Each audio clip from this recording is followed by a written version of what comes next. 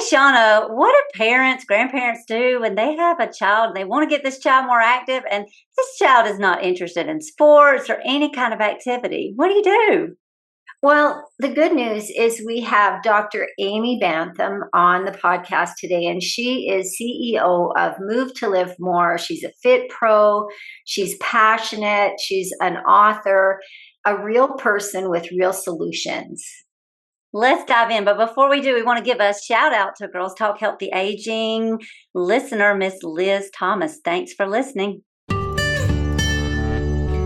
Welcome to the Girls Talk Healthy Aging podcast, where we dive deep into pressing health and fitness issues facing aging women. I'm Alli Kerr. And I'm Shawna Kaminski. And together we'll bring candid conversations, expert advice, and personal stories that will inspire and empower you on your own wellness journey. We can't wait to find out more from Amy about how we get these kiddos in our lives more active. So welcome to the Girls Talk Healthy Aging podcast, Dr. Amy Bantham. Thank you so much. I'm excited to be here, and I love the name of your show. Oh, great. And you have a podcast as well. So what is the name of your podcast?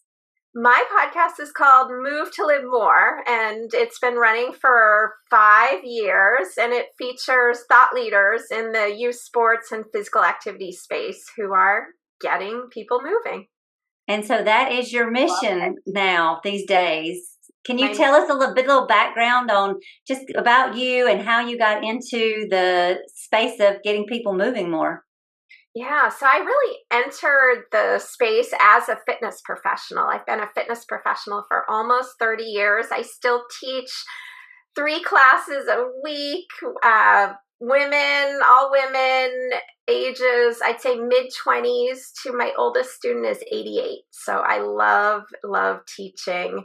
And that's how I entered this space. I ended up using my public policy degree and working on health policy and health promotion for the Health and Fitness Trade Association for over 11 years. And as I was doing that, I realized that I really wanted to focus on expanding access to physical activity. What I was doing more of at the time was really helping fit people get fitter, but I wanted to do more to get the inactive, the insufficiently active moving. And so I got my doctorate in public health, and I focused on connecting healthcare, health and fitness, and communities, which are the 3 sectors. I actually launched my company, Move to Live More, as part of my doctoral project. And so it's really about knocking down silos and connecting those sectors to get people moving. And launched my business in January 2020, and I've been serving foundations, for-profits, not-for-profits, all of whom are working to get people moving. Wow. And tell us about you as a child. Were you an active child? What is your background as a child?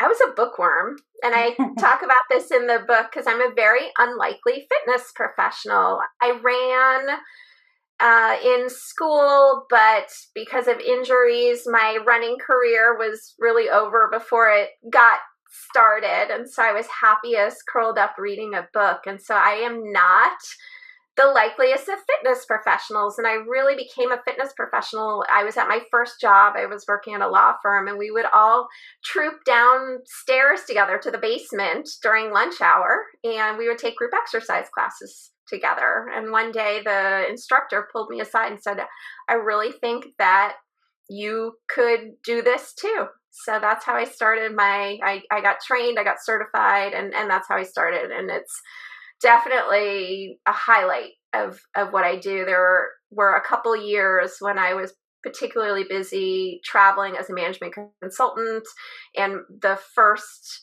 year of my doctoral program, I just didn't have the time, the bandwidth to teach, and I really missed that as part of my identity. Also during the COVID pandemic, I took a couple of years where I wasn't teaching in person, and I really missed it. So always happy to do that. It really, it's where I find my flow when I'm teaching. I don't think about all the things I have to do. I am simply up there connecting with my students, remembering my choreography, and trying to deliver the best possible movement experience.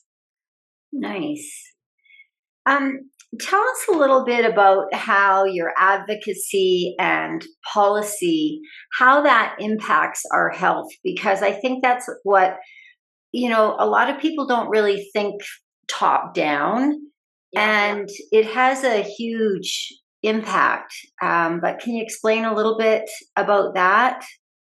Yeah, I always think top down and bottom up because both are so important. So I have two examples of advocacy. One is top down and one is bottom up. The bottom up is really how I, as a parent, caregiver, got involved in local community physical activity advocacy.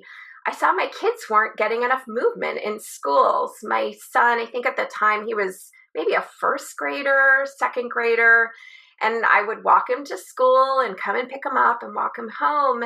And he had this little step counter.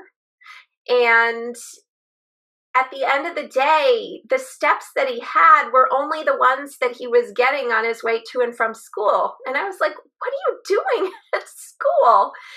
And it turned out they weren't moving very much. He was going to a very urban elementary school, no cafeteria, no gym. So if they didn't go outdoors to move, they were in the hallways and there just wasn't a lot of movement. So I started going in and saying, hey, I'm a fitness professional, I'm a parent, caregiver, what can we do to get the kids moving more? And that really wasn't having the impact that I had hoped. So I ended up joining as a parent volunteer the district wellness committee. And I've now sat on this committee for over 11 years. And we worked to get a policy passed at the district level that really encourages getting the kids outdoors moving for a certain amount of time a day. Even when, because a lot of the reasons my son wasn't going outdoors is because teachers would say, oh, it's too cold. And it was like 50 degrees. I mean, it really, for Boston, that's like height of summer. And so really getting that policy passed, and then of course needing to work on implementation. So that's sort of my bottom up example. The top down example is one thing that I haven't mentioned so far is I am a woman-owned small business owner, and so I'm small trying to have impact. One thing that I did early on, about 3 years ago, I joined and became a board member of the Physical Activity Alliance, which is much bigger and has much bigger impact. We're almost 20 organizations working nationally. And it's organizations that are really focused on promoting health and well-being through physical activity. So like the Y is a member, and the Health and Fitness Association is a member. Tivity Health, which runs Silver Sneakers, is a member. And all the personal training and athletic training and physical therapy organizations are members. And so I served a 3-year term as president-elect, and now I'm immediate past president of this coalition. And one of our biggest initiatives is this top-down, large-scale systems change so right now, if you or I go in for an appointment with a healthcare provider, maybe 1 out of 3 of us will be asked about our physical activity levels. And so the work that we're doing with It's Time to Move is really trying to have it so all of us, 100% of patients, would be asked about their physical activity levels by their healthcare providers. And so we've done work to actually get a standardized measure where everyone is asked their minutes per day, days per week of aerobic physical activity, their days per week of strength training, and that standardized measure will be part of all electronic health record systems, which support healthcare providers. There are open fields, there are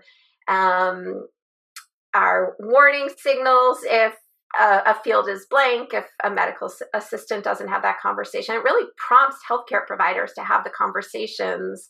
There's so much competing for their time in a 15-minute office visit. So often physical activity doesn't get asked about, but this would prioritize it, and it would make it more of an immediate priority for healthcare providers. And so we've worked to do that. And so by 2027, I think all electronic health record systems will need to have this standardized physical activity measure in them to help support healthcare providers and having conversations with all of us about how we're moving. And so then the conversations, just the first step. And the second step is, could they prescribe physical activity? And the third step, could they actually refer us to someone who could help us get more physically active? So that's my top-down example. Wow. And how have y'all gotten that done, Amy? Like what is going to make sure that happens, that comes to fruition? Yeah, so exactly to your point, just having a field in the electronic health record doesn't mean that it's going to be used. So we actually went through a whole third-party accredited international process by which we put together an implementation guide that would help healthcare systems implement it. We have an implementation group that is working to recruit healthcare systems to pilot and field test it and improve it. And so really to actually get this out there, so every healthcare system will be using this. So it's a requirement or a law? Is that what I'm hearing? By 2027, it will be a requirement that any health record system, in order to be certified, will need to have this field. It sort of brings to light to the consumer or general user the importance, because, we know the importance of fitness on health, but it really highlights to, end users that, hey, oh, wait, I'm not even doing anything. So it right. really prompts that conversation, because unfortunately, it's not on everybody's radar that I should be moving. Yeah, it's interesting. I do, as a physical activity researcher, I spend a lot of time, not just on the research, but also turning that research into practice and implementing it. And recently, I've been able to have conversations with healthcare providers about what is top of mind, top priority for them around physical activity. And often it is getting the most inactive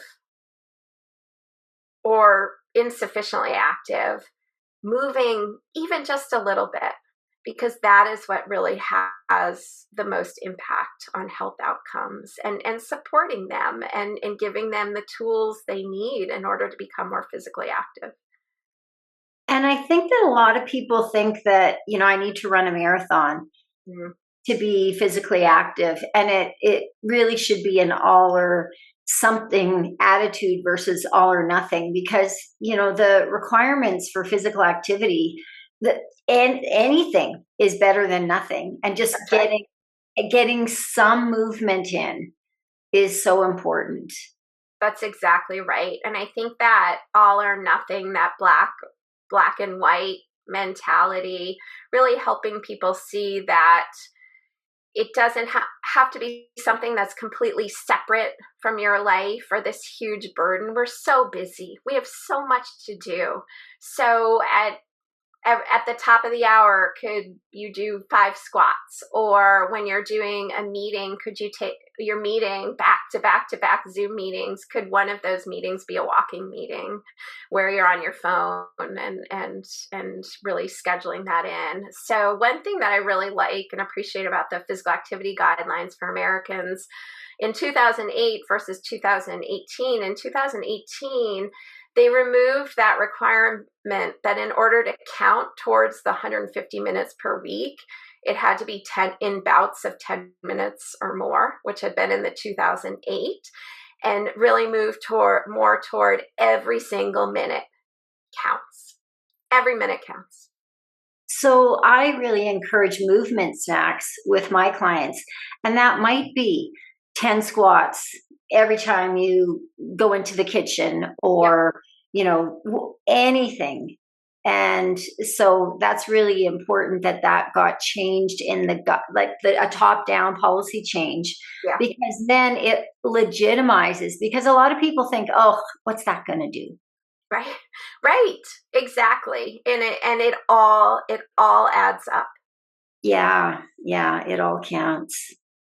And, I'm a former teacher, and I taught elementary, and that was a big push for me when I was teaching, because I'm in Canada, and phys ed was like, the minutes of phys ed was reduced significantly. And so my job was really to, like, what can we do to get kids moving? Because I feel like that's a bottom up. Like, if we're teaching kids at a young age to move, then and the importance of it, then as they age, hopefully that will be something that's ingrained, that they will embrace themselves, rather than have us, as adults, trying to encourage them to move. So tell us a little bit about, the current state of health of our kids, and what can we do? Yeah, there's a lot we can do. I'll start off there. I would say the current state of their health is, I would say, it has been exacerbated. The downward trends in health in kids were exacerbated by the pandemic. And really, a lot of that is what prompted me to write my book, because I was seeing in my own kids and my community, and I was seeing the data at the national and global levels, the extent to which the pandemic was exacerbating the already deteriorating health, both physical health, mental health, and then I'll add in, and this is how I structured my book, I'll add in focus and concentration and academic development. And so looking at the physical health, looking at physical activity levels, again, the downward trend even prior to the pandemic, I think we had about 1 out of 5 kids meeting physical activity guidelines, right? 1 out of 5. And also 1 out of 5 kids with overweight and obesity. Physical fitness as well. We don't have great data on physical fitness, but what we do know is that I think it was maybe about 40% of kids meeting standards around physical fitness. And one thing that I really love as a resource, there is a report card on physical activity in youth and adolescents, and it gives grades on how we're doing. And I think around physical fitness, essentially we're a D minus student when it comes to overall. And then there are 10 specific indicators, and physical fitness is one of those. And I think we're around a C minus on physical fitness as a nation. I know you said you're located in Canada. There are the equivalent of this report card in numerous countries. So we're able to look at that physical health and the declining physical health. And one thing that I was really tracking very carefully was the data during the pandemic, where I think kids were moving about 17 minutes less per day during the pandemic than they had been moving prior to the pandemic. And we already knew that they weren't meeting physical activity guidelines prior to the pandemic. So that's one piece of it, physical health. Mental health is another piece, and that's a really, really important piece, where, again, the pandemic exacerbated deteriorating mental health trends. And we know that there's a really, really clear linkage between physical activity and mental health. And physical activity is a tool in our toolbox that can help to address the increasing stress and anxiety and depression that we're seeing in youth and adolescents. So I think it's just a really important thing for us to think when we look at the data and statistics, and it just feels overwhelming and pessimistic, and it feels like there's not a lot of hope. We do know that kids who are physically active and meet physical activity guidelines are twice as likely as peers who don't to have positive mental health outcomes. So I think those who don't meet the guidelines have stress, anxiety, depression at these double rates than kids who do meet physical activity guidelines. So I think that's really important for us to think there are things we can do. It's not the panacea. I'm not saying that physical activity will solve all kid and mental and physical health challenges, but it is a tool in our toolbox that is incredibly effective, and the science supports this linkage. What about those physical activity guidelines? Because a lot of parents may be listening and not know, what is my child meeting this? Are they coming close? Yeah. And I know we said something is better than nothing, so we don't want to get too stuck on the guidelines. But because we're talking about the guidelines, can we talk about what those are for kids? Yeah. So for kids specifically, I'd refer to the 150 minutes. That's for per week. That's for adults. For kids, it's 60 minutes a day, and that it includes aerobic.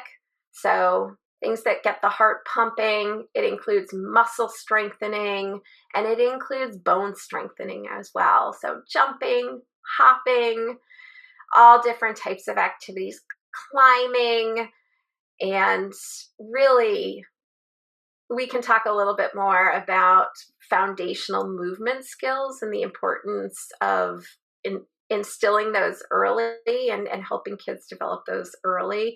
But overall, getting kids moving 60 minutes a day. And how do parents do that? Because I know that some kids may be a bookworm, or maybe they don't like sports, or maybe they're not interested in activity. If you're a parent or a grandparent and you have a child that is just seemingly not interested in activity, is there hope? What can you do? There's always hope. As a former and current bookworm myself, there are things that we can do, and I try to break it down into, there are a lot of different touch points in a kid's life for being and getting physically active. And there are touch points that we as parents and caregivers have control over. We can walk with them to school. We can bike with them to school. We can all scooter together. And we can do the reverse on the way home. So maybe we're adding 20 minutes, 30 minutes, right there with active transportation. And then again, keeping with what we as parents and caregivers have the most direct control over, there's after school. Maybe it's organized sports, maybe it isn't.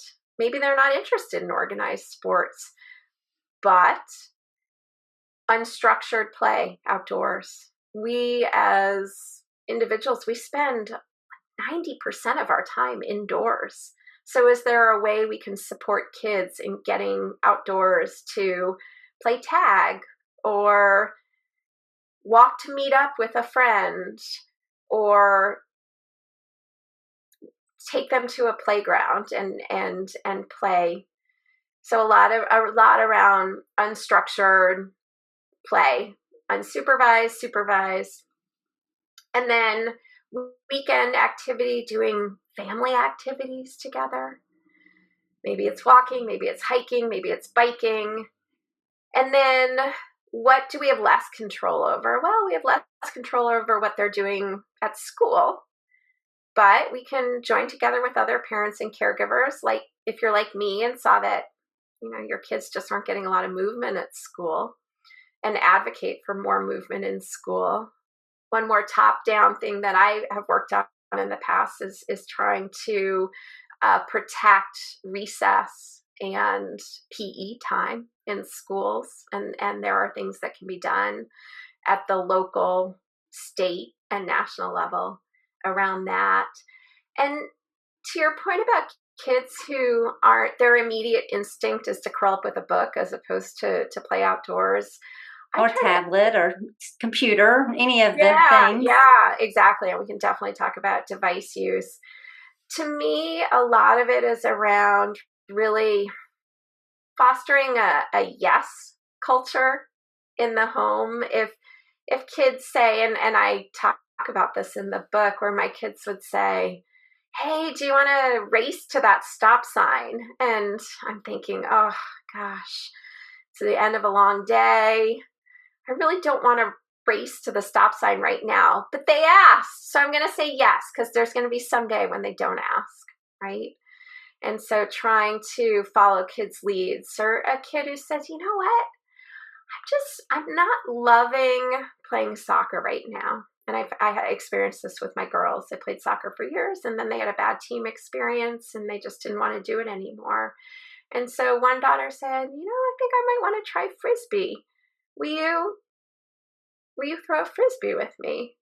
Throwing a Frisbee turned into going out and joining a very non-competitive Frisbee league, to playing Frisbee at her middle school as one of her 3-season sports. And so really trying to foster that, yes, I'll do that. And following our kids' cues, and really supporting them and finding something that they like to do and find fun. And I was going to say, the thing that I'm hearing throughout this as parents and grandparents is leading by example. Mm-hmm. So whether you're racing to the stop sign, I mean, it doesn't say you have to win. Willingness to do it. Yeah. And when children see that their parents and grandparents and adults around them value physical activity, then they might be more likely to pick it up.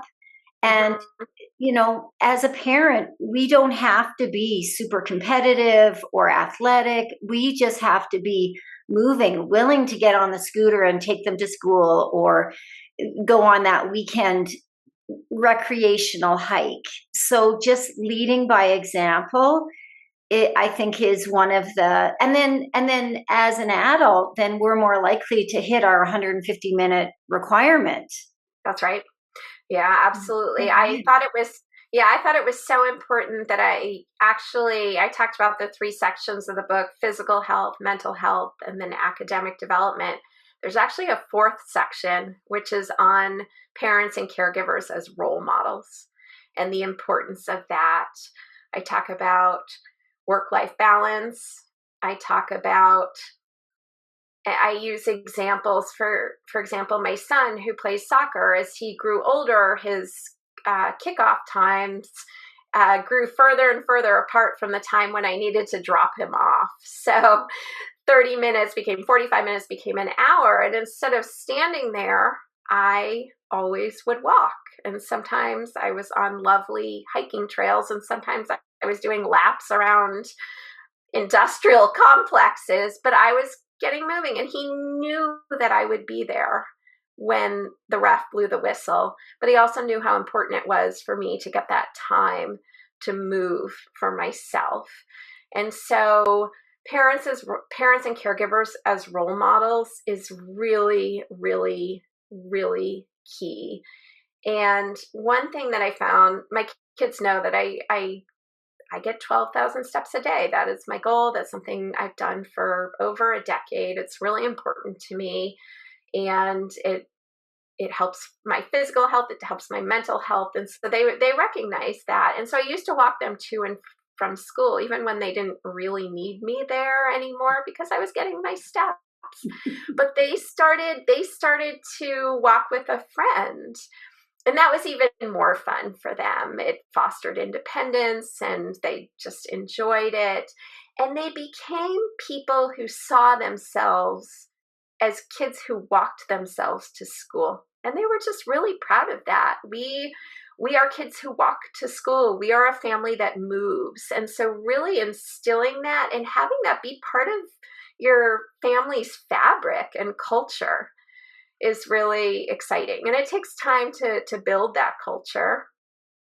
Amy, you're really putting a lot of pressure on us adults to that. I mean, that's what I'm hearing. I mean, like Shawna said, and no wonder if we're not moving as adults, no wonder our children are not moving and they're not meeting those guidelines because adults we are not meeting those guidelines.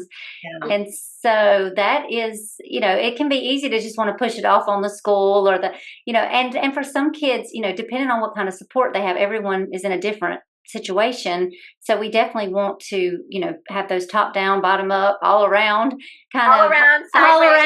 initiatives to get us all moving more. So when we, just like I tell parents, kids don't feed themselves. They don't buy the food, same kind of thing with this, like they're following our example, even when we don't realize it. And so this is a tough talk for parents, really, and just not even parents, grandparents, just aunts, uncles, any adult. Just the more active people children see, I think that's something bottom up that we can all do to contribute.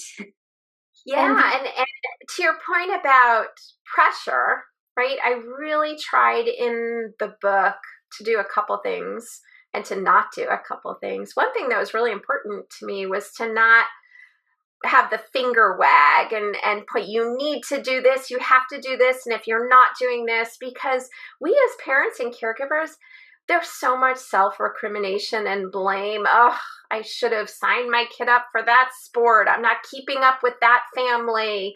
I'm not doing enough. We do so much. And so thinking about it in terms of the movement snacks for ourselves and our kids, and ways I have 3 kids, and so spending one-on-one time, it's challenging because it's not man on man. We're zone defense here. And so yesterday I walked my daughter from school to an after school activity, and we took a shortcut and went through the woods. And so we had some time together, and I got to hear about her first day at school, just the 2 of us, while walking.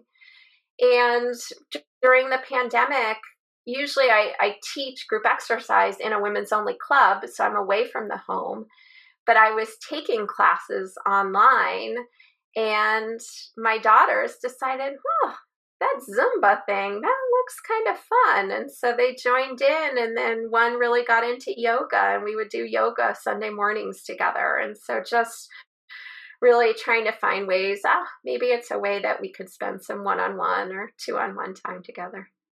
The other thing I'm hearing is that there's a lot of choice in the activity.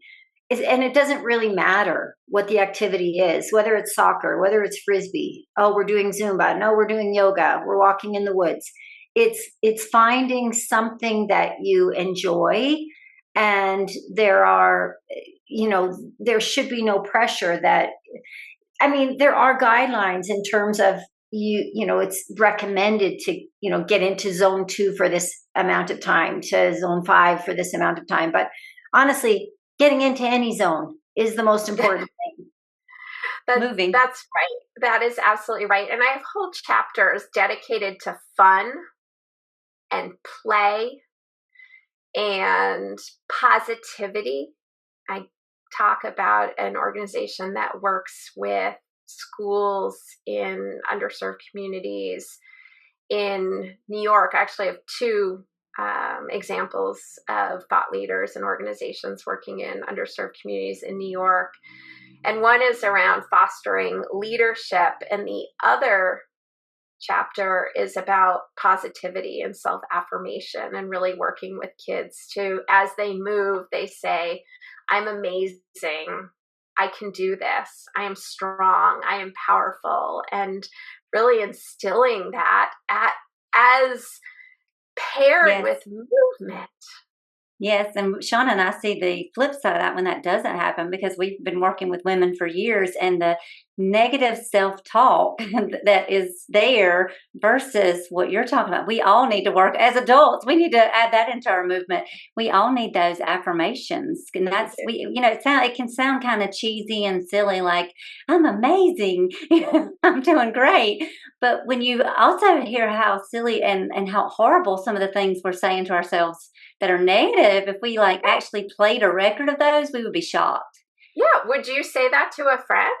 No. Is it just because you do one thing that maybe isn't the right thing? Does that make you foolish or silly? Or it's not you, it's the one thing, right? Exactly. Tell us a little bit more about your book. We keep talking about your book. Our listeners want to know the title, where they can get it, who it's for. Yeah, so it is for parents, grandparents, caregivers, coaches, teachers, fitness professionals, anyone who works, lives with, has a child in their life who they want to get moving more, want to support in moving more. And I really wrote the book. I talked a little bit about the fact that I was seeing deteriorating health in my family community at the national level and wanted to capture that moment in time. Particularly, my kids were doing online school for 13 months.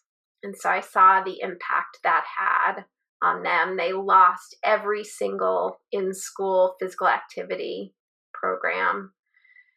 They lost almost all of their out-of-school physical activity programming. And so and then afterwards, I was hearing things that just felt like, I really feel like we're papering over the impact that this had on kids. And could physical activity be a tool in our toolbox to help kids? And I was also interviewing experts, thought leaders in the physical activity and youth sports space. And I thought, could I put this all together, not as an academic, there are academic journal articles, very important to add to the evidence base. But what I wanted to do is to help parents and caregivers like me realize that they were not alone, they were not helpless, there were things they could do to address what they saw in their families and communities. And so I made it really, really actionable. It is a roadmap. It is over 50 takeaways from all of these innovative organizations and thought leaders who are finding ways to get kids moving. And innovation was a really key thing, innovative solutions for getting kids moving. And so the other thing that was really important to me was to talk about the data, but have it be very personal. So I have a ton of examples from my own life as the parent of 3 kids, as a fitness professional, and as someone who has struggled myself with staying moving and getting kids moving.